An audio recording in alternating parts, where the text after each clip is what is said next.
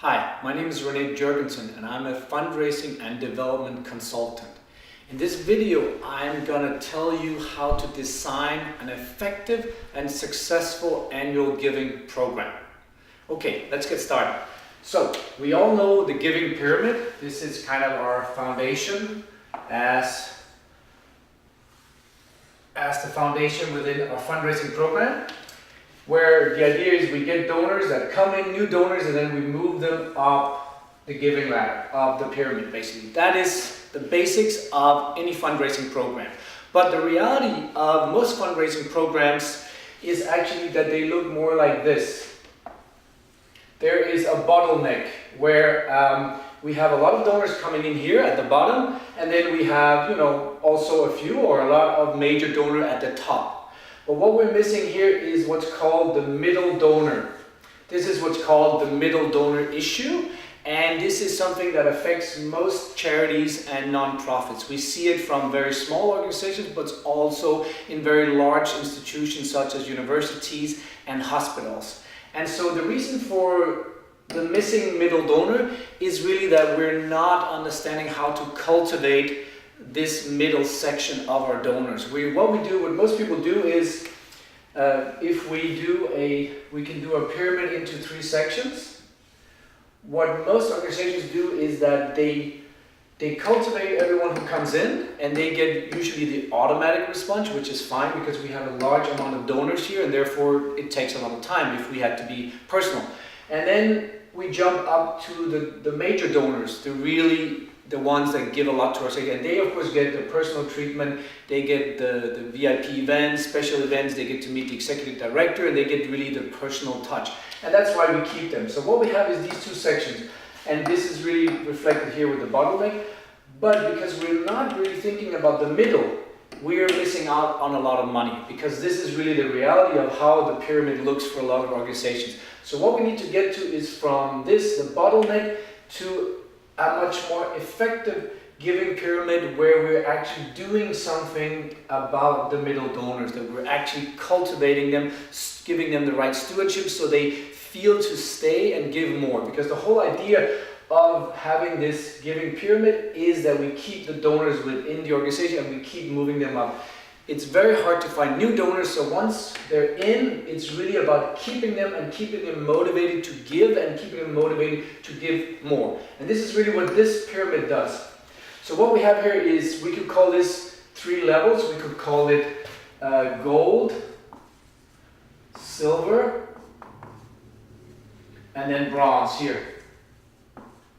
So what you have is 3 levels, and this is really the right way to understand. We might want to call them something else. Let's say we call this level, we call these supporters.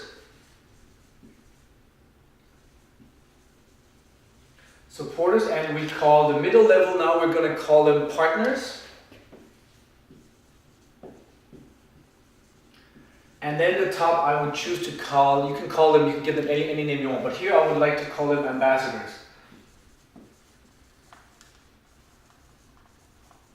Ambassadors. Okay, so the reason we're giving each group, each level in our pyramid a name is because we want to design a program that has, in a way, it's 3 programs within the pyramid. So each level has its own form of cultivation and its own stewardship, and it also has its same giving level. So I don't know, depending on your organization, how big it is. Let's say your organization is small, you're probably having your lower level donors are giving 2, 3, 4, 500, and then your mid-level ones are giving 500 to 1,000, and then you have your major donors here 1,000 to 5, 10, 20,000 and more.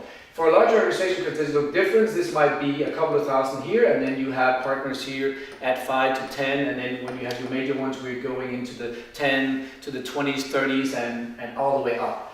So, but the idea to have these 3 levels is that you're going to design each level with its as a separate program with its unique communication, its unique stewardship, and its unique cultivation. And so the way this would work is that, so here is really where here's where we get all the new donors coming in, and so they will get they will get the regular appeals, the mass appeal sending that we send out to everybody. We tell them about the general work the organization does, and we thank them. And this is kind of a more the impersonal level where the stewardship cultivation is done by, let's say, a lower level staff, such as an officer. This would be a development officer here. So now, this is where everybody comes in. Now when we move up to the second level, now we're going to treat them differently. We're also going to call them something else. For instance, we could call them partners. So let's say we have a very popular program, or we have a new program. We can now label these mid-donors partners of that program. So they now become XX name program partners. And they now get special stewardship, so they might get special unique updates from that program. Some statistics, some numbers, and some what happened in the program. They get special treatment now. It is specific because they are now called program partners. They get a special update, they get special information. They might also get treatment from, let's say, higher level staff, like maybe a manager if that's in your organization. And they might also get special invitations for, let's say, special events that is surrounding this program. It might even be where one of the advocates or one of the campaigners from this program show up at the event and explain these mid-level donors, what are some of the things that happened in the programs, what are some of the successes, and give them a little bit about what are the future challenges that we need help with. So this is really where you decide a totally unique way of communicating with your partners. And also what is important here is that when you're asking your general supporters to move up, instead of just sending them the regular appeal where you say, please consider giving more, please consider moving up, you're really missing, when you're just sending these kind of letters, you're just really missing the point from the donor's perspective, which is really, why should I care? Why should I move up? This is really a major question here for the donor. Why? Why should the donor move up? So you're already here at this level giving, let's say 200, 300 or 1,000 or more. And now we want the donor to move up. And we cannot do that effectively if we're not asking the question, not for us, of course we just want more money, but for the donor. What's in it for the donor? Why should the donor care? And this is really where you can make an effective ask, because you're now asking the supporter, you've been a supporter of our programs for X amount of time, you've supported our general work, but now we're asking you to step up and become a XX name program partner by increasing your donation with X amount. So you're now giving the donor something else. You're making them a partner. They're stepping up the pyramid, but they're also getting something. They're becoming a partner of a specific program. Of course, it helps if you have analyzed the donor's interest, and this is something any chance to talk to a donor, whether it's a thank you call or it's reaching out in any way, you want to ask them, what is your interest? Why did you make your first donation to our organization? So you really want to know the specific interest, and that's how you partner them with the right program. And this is also then now how you can pitch them. You've been a supporter for X number of years, and we're now asking you to step up and become a partner of this program by increasing your donation by X amount. So this is really how you move them up. Okay, so now we have them in the middle. And this is now where we're giving them a different treatment. The communication, the stewardship, everything is different. So there's a total different feeling for the donor of being here. It doesn't feel like being down here, but just giving more. It feels totally different. You're giving more, but you're also getting a different treatment. That's really what's important, because that answers the question for the donor, why should I care? Why should I give more? The donor is now giving more because they're getting something else. They're feeling the difference. They know the difference of what they're getting for giving more money to your organization. So that's really important.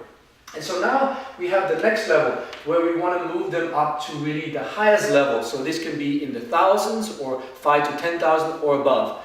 So now we want to move them up. And so this is really where we need to, here in a way we need to think again pretty much like we do with the major donors already. They're getting the special treatment, they're getting the personal touch, they're getting the top ones, they're getting the meetings with the executive director and the director of development or whoever your senior staff is. And so this is the same treatment, but I call them ambassadors for a reason, because you can develop this, you can take this even a lot further. Because again, now you want the donor to feel a difference. If the donor is asked to step up and become an ambassador, once the donor makes that choice, you really want to make sure that, again, now the donor feels the difference. Not just the personal meetings with the executive director, but also there has to be a different feeling in being part of this top level of the program. So for instance, let's say this was a donor that you have identified an interest, which is, let's say it is community building or a special program. Now you're asking, let's say this would be social housing or homelessness, or it could be human rights or women's rights, it could be any kind of issue. But now that you have identified this issue and you've kept the donor here, now you can ask the donor after a certain time, when their time is right, to move up and become an ambassador. So here we now become an ambassador, where we're not just getting special information about the programming, what goes on and so forth, but we might also want to bring this donor to some, let's say, some meetings with your representatives, with your MPs. So you bring this donor, which is now an ambassador, you bring them to special meetings where where they get a chance to engage politicians and meet with local representatives and MPs. And now they actually become almost advocates for you. And of course, because you know they care about the issue, whether this was women's rights or homelessness or social housing, whatever, you now bring them a step closer to the work you do. You bring them to your lobbying activities or whatever activity you do in that program, and they now get a lot closer to the issue. And the reason you want to bring them a lot closer to the issue is because we know that money follows the involvement with your organization's work. The more involved a donor is in the work you do as an organization, the more they're likely to give more. This is really where you want to reach. So that's why I call them ambassadors. And this is really, now you can see the logic here of how you design a really effective and successful annual giving program. It's really moving away from the bottleneck where we care nothing, where we're just doing the automated and then the personal, and we're forgetting here. We want to move away from this, and then we really want to go into this very, very specifically designed pyramid where each step is a separate program with its separate communication, with its separate stewardship and separate cultivation. And 3 steps, you can keep guiding people up, and this is really also a way to keep the donors motivated. You keep them engaged with your organization, with the work you do, and you keep a really high retention rate. It's all about here, high retention rate and getting the most money out of each donor. That is really the reason why you want to design a program with a 3 or it could be 4 level pyramid like this.